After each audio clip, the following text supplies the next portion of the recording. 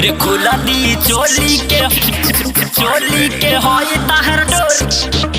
दिखा के नहीं न सब तू अपना ढोरी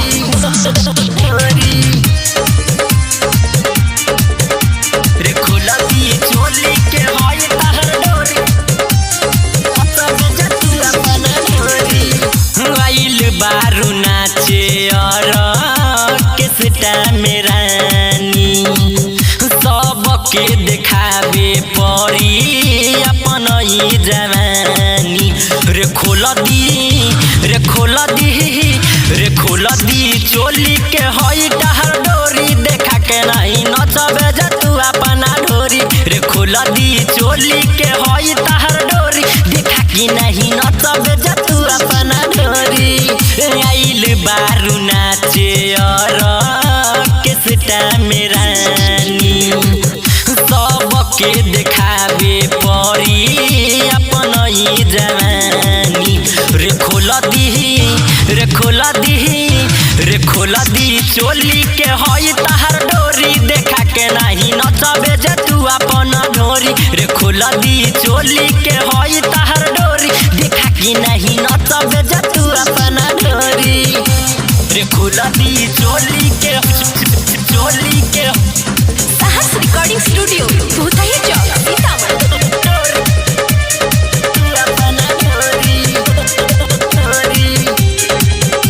रे खोला दी चोली के होई ताहर डोरी सब तू अपना ढोरी दीहे कोनो नमरी कोनो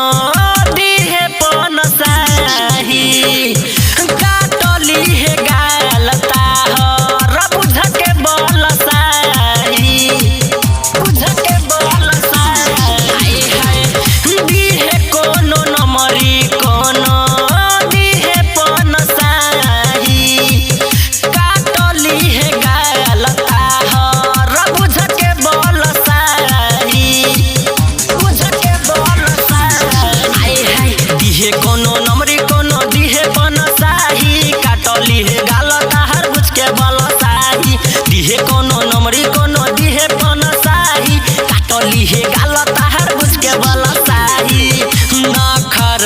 खइबू तो हसे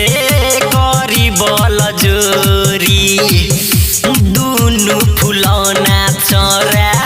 दिहे तोहर फोरी रे खोला दी चोली के होई ताहर डोरी देखा के नहीं नचबे जे तू अपना ढोरी रे खोला दी चोली के होई ताहर डोरी देखा के नहीं नचबे जे तू अपना ढोरी रे खोला दी चोली के होई ताहर डोरी अपना ढोरी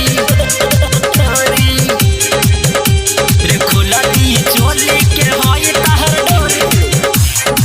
सब तू अपना ढोरी बनल बारे बुढ़बो देख तोहर दीवाना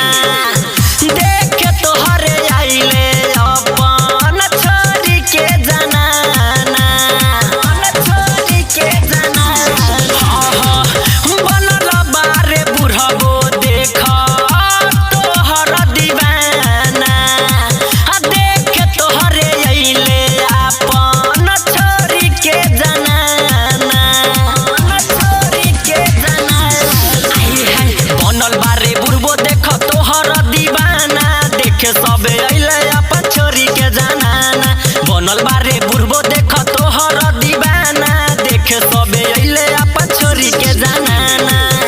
राइटर रजाउल तोहर भर दिया जझोरी प्यारे यरुन भीना तोहरा के छोरी रे खोला दी चोली के होई ताहर डोरी देख